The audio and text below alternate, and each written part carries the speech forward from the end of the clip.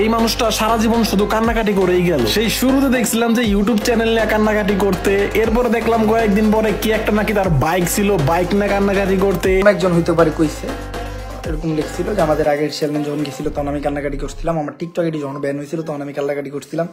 এই রিসেন্টলি আমি একটা কান্নার ভিডিও।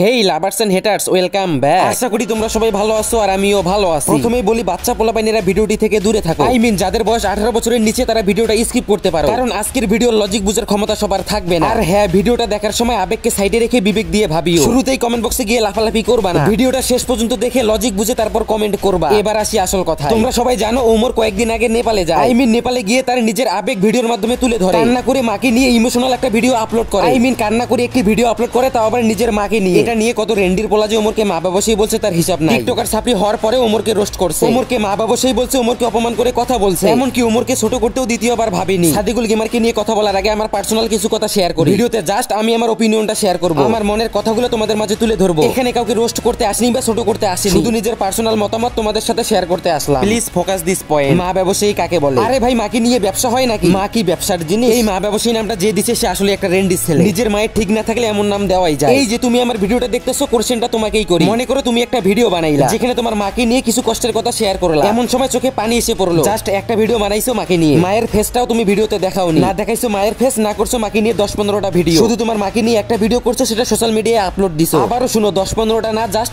একটা ভিডিও বানাইছো, সেখানে মায়ের ফেসটাও তুমি দেখাওনি। এখন আমি সুভাষ সাহিদ যদি তোমাকে মা বাবা সেই বলি, তুমি মানবা? এই কথা শোনার পর আমাকে থাপড়াই দিয়ে মন চাবে তোমার যে এটা কোনো কথা? তুমি ভাববা মাকে নিয়ে না করলাম 10-15টা ভিডিও, না দেখাইলাম ফেস, জাস্ট একটা ভিডিওর জন্য মা ব্যবসায়ী হলাম? ঠিক তেমনি ওমরের ক্ষেত্রে বিষয়টা সেম। একটা ভিডিওর জন্য কাউকে ছোট করা, তাকে মা ব্যবসায়ী বলা, তার মাকে ছোট করা, কোনো অ্যাঙ্গেলেই এটা আমার কাছে সঠিক মনে হয় না। তোমাদের অনেককেই দেখতেছি স্ক্যামের শিকার হইতেছো। ট্রেডিং এর ভিআইপি গ্রুপের নামে তোমাদের লাখ লাখ টাকা স্ক্যাম করতেছে। আর ভিআইপি গ্রুপে জয়েন হওয়ার আগে ট্রেডিংটা ভালোভাবে শিখো, তার জন্য পেইড কোর্সগুলো আমি ফ্রিতে প্রোভাইড করে থাকি। আমার গ্রুপে পেইড কোর্সগুলো তোমরা ফ্রিতে পেয়ে যাবে। আগে আমার গ্রুপে যাও, ট্রেডিংটা ভালোভাবে শিখো, তারপর যেখানে খুশি তার ভিআইপি তে চলে যাও। কমেন্ট বক্সে আমার টেলিগ্রামের লিংক দেওয়া আছে।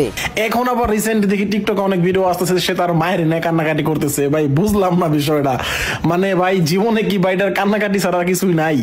আবার পোলাপান দেখি তার আব্বা বলে, মানে আমি আসলে লজিক পাই না খুঁজে আসলে। আমারে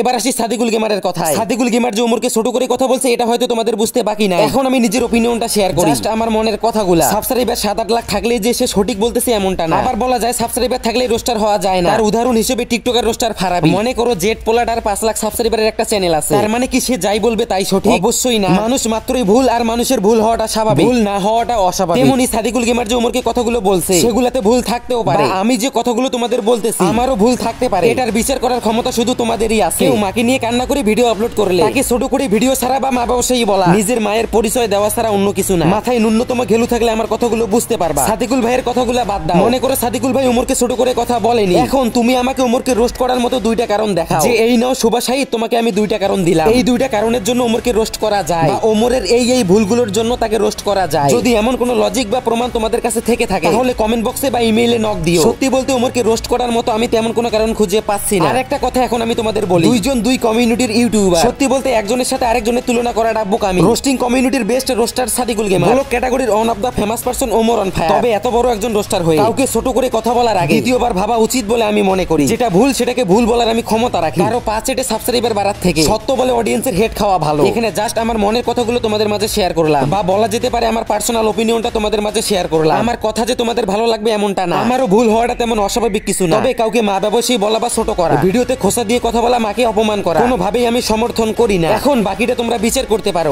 সঠিক বলেছেন। আয় হাই, এদিকে সাদিকুল ভাইয়ের টুকটুকি আবার টিকটকার, প্রায় সময় তাকে আমি টিকটক করতে দেখি। এটা নিয়েও আপনার টুকটুকিকে রোস্ট করা পসিবল, ফেস দেখা গারে না দেখা। টিকটকার ইজ অলওয়েজ টিকটকার, সেটা সাদিকুল ভাইয়ের টুকটুকি বা তাহসানের ওয়াইফ কি অনলাইনে দেখানোর জিনিস? বেডি মানুষ ঘাড়তেরা জেদি, এটা আমি মানি। তাই বলে টিকটক করবে কানের নিচে দিলে এমনি সব ঠিক হয়ে যাবে? বেস্ট অফ লাক সাদিকুল ভাই, নতুন বিয়ে করছেন এটা আমরা সবাই জানি। মন থেকে দোয়া করি ভাবিকে নিয়ে সুখে থাকে, আল্লাহ আপনার সাংসারিক জীবনকে সুখী রাখো। ভিডিওটা শেষ করার আগে আর অল্প কিছু কথা বলি। অনেক পোলাপাইনকে দেখতেছি ওমর আর সাদিকুলের বিষয়টা নিয়ে অনেক মাতামাতি করতেছি, এমনকি গালাগালিও করতেছে। সত্যি বলতে গালি দিলেই রোস্টার হওয়া যায় না রে ভাই। হ্যাঁ গালি দেওয়া উচিত, তবে ক্ষেত্র বিশেষে। ওমরের জন্য সাদিকুলকে বা সাদিকুলের জন্য ওমরকে ছোট করে কথা বলা বা হেড দেওয়া উচিত নয়। দুইজন দুইজনের জায়গা থেকে বেস্ট। আবার কেউ একজন মাকে নিয়ে কান্না করে ভিডিও আপলোড করলে তাকে ছোট করে কথা বলা বা রোস্ট করা উচিত নয়। হয়তো বা এতক্ষণ বকবক করে তোমাদের আসল বিষয়টা বোঝাতে পারছি। আর বেশি কথা বলবো না, তাড়াতাড়ি আমার টেলিগ্রাম গ্রুপে জয়েন হয়ে যাও। আমি মনে করি ট্রেডিং কি সেটা আগে ভালোভাবে শেখা উচিত, তারপর যার যেই গ্রুপে মন চাই ভিআইপি তে চলে যাইও। সো লাভার্স এন্ড হেটার্স আজকের জন্য এই পর্যন্ত। ভালো থাকবেন, সুস্থ থাকবেন, আল্লাহ হাফেজ।